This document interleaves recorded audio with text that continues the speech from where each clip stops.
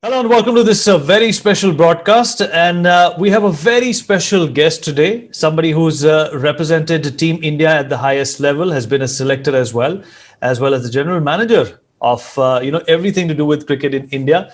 Saba Karim. Saba, appreciate you taking out the time and speaking with us, and really fortunate to be one of the first few to have you on the screen, rather on a channel, rather, after your stint with management in cricket. Tell us, how have you been? First, let's in fact hear from you that how has 2020 been for you? People have different kind of stories because of the pandemic. How has it turned out for you? First, thank you so much for having me on board, Vineet. It's a pleasure to interact with you once again after such a long time. And glad to know that you are happily occupied now with NewsX. So many congratulations for that. 2020, for me personally, as well as for cricketers and cricket in general, was a tough year because of so much of uncertainty. Initially, if you recall, last year in March, we were going through our domestic season when it all happened, and we had to, in fact, cancel two or three of the women tournaments. And one felt really sorry for the girls who are all prepped up to play in these tournaments. But that's the way it turned out. Happily, the Women World Cup took place in Australia. Then the Indian team managed to play the Test series in New Zealand, and all this happened after they came back to India. So we didn't have any problem whatsoever in terms of managing their safety regulations. But the entire summer that included the IPL had to be postponed. It was eventually played in October. So cricketers had a tough time. We somehow tried to engage them through our online discussions and online monitoring in terms of their fitness, in terms of their nutrition, in terms of their growth. But generally, it was a tough year for cricketers. And you know what? I think India being such a large country, there were different regulations for different states. So one possibly cannot prescribe a come to the ground kind of regulation for all. So one had to be very specific so that the players can understand. And whenever they get an opportunity to go out and practice, they were able to do so. But fortunately, players also could figure out that these are challenging times, and they did have loads of patience to overcome this. But thankfully, things have changed now. It's good to see cricket being played not only in India but all over the world. So it is opening up. Mm. Saba, I perhaps already know the answer to this, but I'm still going to go ahead and ask you, of all the things, all the different hats that you have worn, which one have you enjoyed the most? Playing cricket for India at the highest level, managing cricket, or, being an expert on cricket and talking about it on television? Which is the stint that you have enjoyed the most? We need nothing to be playing for India. I think everybody would say the same. Yeah. Because, it's a crazy feeling when you play for your country, when you don the hat and you step onto the field with so many of your colleagues. The entire atmosphere changes, the adrenaline rushes in, and you want to do well whenever you want to go out and play for your country. The entire dressing room atmosphere, the team spirit, the kind of high one experiences, you possibly cannot compare that with any other activity you do during the rest of your life. But yes, the other experiences also have been quite rewarding. My stint with BCCI was an exciting phase. 3 years I was there as general manager cricket operations. There are some new systems and processes we brought in to spur the growth of cricket in India. And it was beneficial not only for cricketers but also for some of the remote part of the country where we were able to build infrastructure. Yeah, so this has been a very pleasant and a very happy experience for me as well. Sabah, what has been one of your most memorable moments when you were playing cricket? Was it that match against Pakistan? Yes, but the first game I played, Vinita, when I made my debut for India in South Africa, way back in 1997, when I played my first one-day international for India. And then the second most biggest moment one can say came when I played for India, the Test match against Bangladesh. It happened to be Bangladesh's inaugural Test match.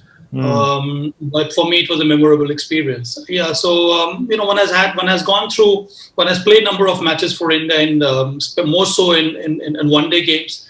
All those moments, if you can, one tends to get nostalgic, but those are cherishable moments. Sabah, has wicket keeping changed now? I mean, when you were keeping, and the level of athleticism, the level of fitness, has it evolved? And more specifically, so after the advent of the IPL, you think that the competition is cutthroat? That you can be displaced, you can be replaced. If only you have about a few games that don't go well for you. Whereas back in the days, you were perhaps given a longer rope. Well, the basics haven't changed, so we need. The basics of wicket keeping remains the same. The role of a wicket keeper, if I can put it that way, has evolved. So one expects a wicket keeper to score some handy runs, which is all good for the game, good for the team, and good for the individual also, because then you need to develop your game in terms of wicket keeping skill, but also your batting skill. And I've always maintained this, that wicket keeper is more or less an all-rounder now. So you complement each other's skills. So if you happen to be a very good wicket keeper, that will rub onto your batting skills also. And if it is vice versa, so if you're scoring runs in your batting, that confidence will help you to improve your wicket keeping. So that is the change which one has noticed, which is very important for the progress of the game. Fitness levels, yes, you're absolutely right. That it has gone down. It has gone up to a different dimension altogether. But it's also about how quickly you recover. And I think that is the biggest gain which I've noticed in modern day cricketers.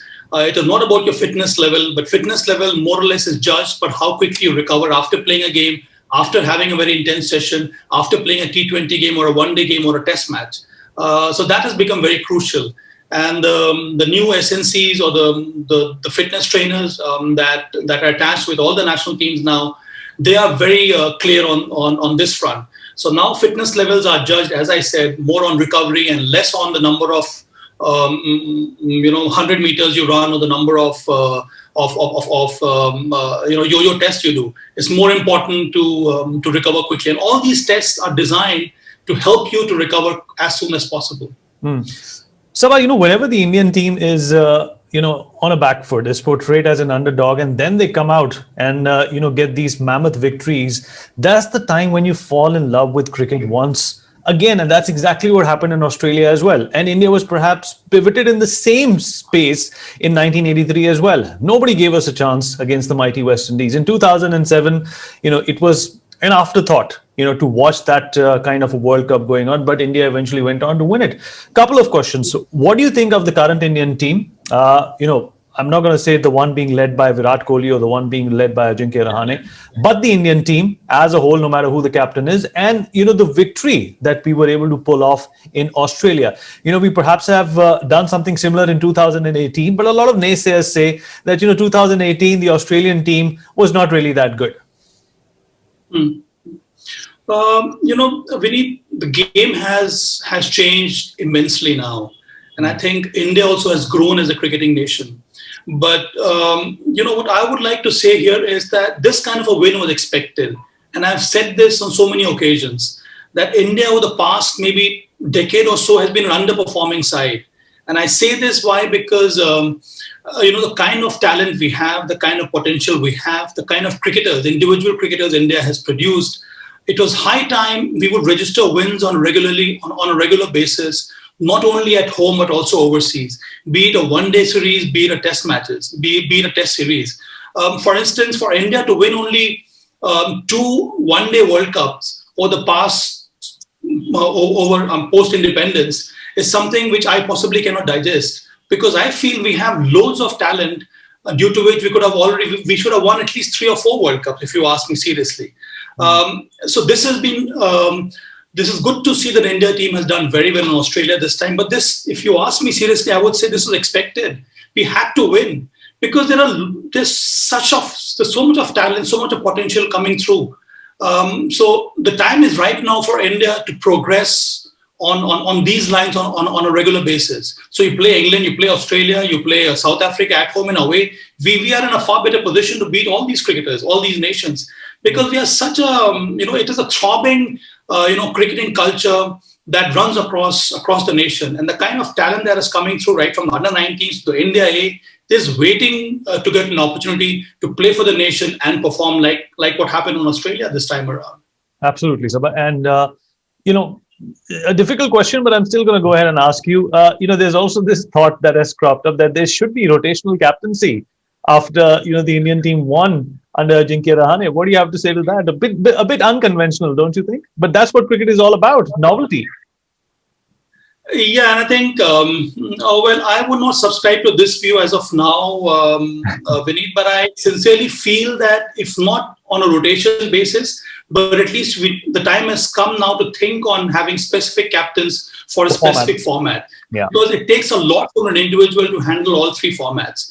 And if you want to prolong the career on, if you want to see one of your major players to play consistently well and to bring in match-winning performances all the time, so I think it makes sense for the cricket board to understand that kind of logic and give him enough space in terms of not giving him so much of responsibility of captaining all three formats. That's the way I think India should look at. Saba, one last question. Now that you have in fact concluded your term with the BCCI, what are you looking forward to? What are your plans now? Obviously, I'll be seeing more of you. Yes, Vineet. There is so much to do. Try and get back to my broadcasting or my commentary assignments. Looking at some of the IPL franchisees where I can offer them my expertise, especially with my experience of working with BCCI. Plus, my stint as a commentator over the past 15 odd years. Then the fact that I am a level 2 certified coach, I've also done some level 3 coaching programs. My experience with BCCI has helped me immensely to understand cricket administration. And I think not only for the parent body that is BCCI, but also for so many state associations to understand the need of having professionals in the system. And that is how that is how cricket will grow at a more rapid pace than what we have seen as of now. Sabah, Yeah, but a lot to do. Sabah, I wish you all the best. And I know you have the Midas touch. Whatever you touch turns into gold. And, it's heartening to welcome you back and really good to see you back on the television screen as well. And, good luck for your future endeavors. We are always going to be there and support you. Thank you so much, Vinay. Wonderful chatting with you.